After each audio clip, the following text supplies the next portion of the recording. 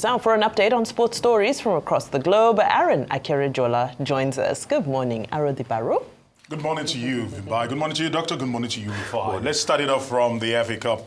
And Manchester City yesterday punched their way through to the semi-finals, and they'll be hoping to probably win that particular one, but they had to come from behind, and they were made to labor for that one at the Vitality Stadium. 2-1 was how we actually ended, with Erling Haaland, who was subbed off injured, and also not forgetting Omar Mamouche getting the goals. That means that they will also be going against another Premier League team. Of course, Aston Villa actually had a win over the course of the weekend, of course, against Crystal Palace. So let's see how things actually play out there. But away from the FA Cup, in the league here in Nigeria, the Nigeria Premier Football League matches were actually played. And first of all, this was quite disturbing because this video showed Premier League club whose fans were not entirely happy with the way things have actually been playing out, and they decided to attack the fans and lock them inside the box. And decided to attack the fans? Or yes, the players rather. The fans decided to attack their own players and lock them inside the box for failing to live up to the high billing. But away from that, quickly, let's talk about the fact that Plateau United actually had Carlos score a goal against Enugu Rangers in that particular fixture. So as it stands right now, things still waxing strong and fine. Of course, well worked out goal there. And also not leaving our Remo Stars, table toppers, also having a massive victory against Enyimba. 2-0 was how we actually ended. And yesterday, SSC Napoli in Italy closed up the gap as they are trying to chase down Inter Milan, who are topping by beating Inter's arch rivals. I'm talking about AC Milan on the day. So at the moment, Antonio Conte will be hoping that he can win another league title in his return back to the Serie A. Away from that, in Ghana, something very terrible actually happened. All right, Nigeria's Olarewaju, 40-year-old Olarewaju, actually went against a Ghanaian on the day, and there are stories concerning this particular issue. And it's sad that Sunday Gabriel Olarewaju lost his life. 40-year-old lost his life because when you see, please, of course, the images that we're about to see, constantly some disturbing content, but no one would have expected this to happen. But from investigations that have been done and speaking to people, because the NBBCFC, talking about the Nigeria Boxing Board of Control, have actually spoken that this man shouldn't have taken this particular fight. And his coach is also speaking and saying that it was too early for him to have taken this particular fight, that he should have probably taken out time, a month, to probably train and get himself ready for this particular one, because he was leading on points when he just, all of a sudden, just collapsed, and they tried to resuscitate him. That did not happen. By the time before they could get to the hospital, he was pronounced dead. And this is really a sad day for boxing, and a lot of questions are being asked of the Ghanaian Boxing Board of Control for actually sanctioning this particular fight, because they say that he shouldn't have fought. But not thanks to the fact that... Why shouldn't he have fought? Because initially, he was supposed to fight another opponent, and the opponent, when they actually did the weigh-in a day before the bout, they found out that he was overweight and he couldn't go against the opponent. But according to some sources, they are saying that he didn't want to go home empty-handed because he was supposed to go in with just $500. And he felt that $500 would not solve his financial problems back at home. And he was looking for a way to engineer another fight that would see him earn more so that he can be able to pay off his debt. Hence, he went for something a little bit within his category.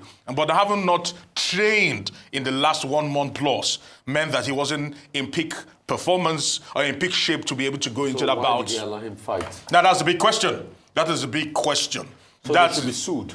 Let's see how he actually goes. So that was how he actually ended. Before I actually wrap it up quickly, let's talk about the fact that Novak Djokovic, the tennis man, lost yesterday to a 19-year-old. And who would have ever thought that Djokovic, who was getting close to winning his 100 ATP title, all right, just completely collapsed to Jakob Mensik. Mensik is just 19. And now they're saying the student school and the master as it stands right now, because when you look at the chart, as we actually press it further, you can actually see that he becomes one of the youngest to actually win an ATP Masters 1000. He's down there 19 years, 210 days. Because the likes of Rafa Nadal over the years, Carlos Alcaraz, have actually done all those feats at 18, and he right now at 19. So let's see how he actually goes. And for the women, Sabalenka also winning there. So finally, before I actually go quickly, I need to actually drop this one too. Shameful is actually happening in the NBA, whereby the Detroit Pistons and the Minnesota Timberwolves resorted to fisticuffs, literally, as they went after each other in the second quarter of that particular NBA brawl. And 7 players had to be ejected ultimately in what became a show of shame in the NBA. Of course, they say sanctions will be meted out and players would have to pay fines because it just became a very, very, very, very unpleasant brawl, so to speak, in the NBA there. Very sad one there. But I think as regards the boxer's case, we need to be able to look into it. If he was not fit to fight, then we should ask who sanctioned him to fight when he was not fit to fight. That's just it, pure and simple. I mean, you cannot have slip-ups in any sport. See, I remember after Ayrton Senna, after the miserable weekend happened in Imola, that led to the death of Ayrton Senna and a couple of... There were a lot of reforms that happened in Formula One. Dr. Sid Watkins had to sit down and they drafted what was Formula One safety record today. So this must be a turning point. We must be able to look and say, what happened? Who sanctioned me to fight? It should not be about, is the $500 or $1,000 motor, is it more than his life? Has he not lost it? Wouldn't life continue? So that's what we must look at. But I don't think that is the problem, because we've seen fighters pick up bouts on short notice. What is wrong? It's Remember wrong. Andy Ruiz Jr. It's wrong. Andy Ruiz Jr. took up that particular bout on short notice. Because they get away with it is wrong. Look at what happened also recently in Riyadh season. Somebody was supposed to fight Scott Parker, he didn't come. Yeah. Another guy showed up. See the way he was beating mercilessly. If that guy had collapsed and passed, you think the Saudi authorities would just be left to go like that? Okay. It doesn't make it right. See, because you get away with something that is wrong, does not mean it is right. There's a reason why you prepare for the World Cup in 4 years. What stuck out to me in that video? So I watched it. I came across it yesterday on social media. I watched it. It looks like he had a seizure. Yeah. And the thing with seizures is that it's very important to have people who understand how to manage them, because it does become a life or death situation.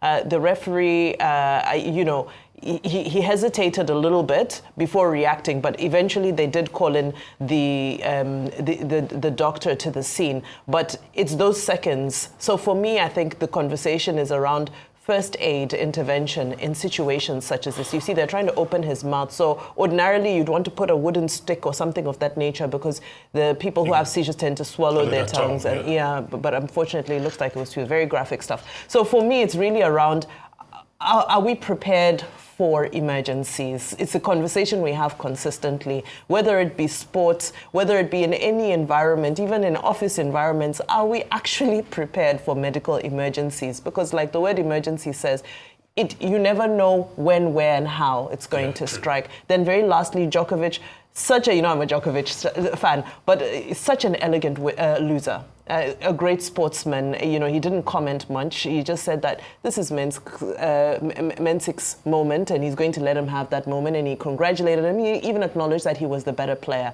I think that's a fantastic show of sportsmanship. Outclassed him. Okay, Segun Success or Lanrewaju. Yes. You always talk about money in sports, whether it's tennis or golf and all of that.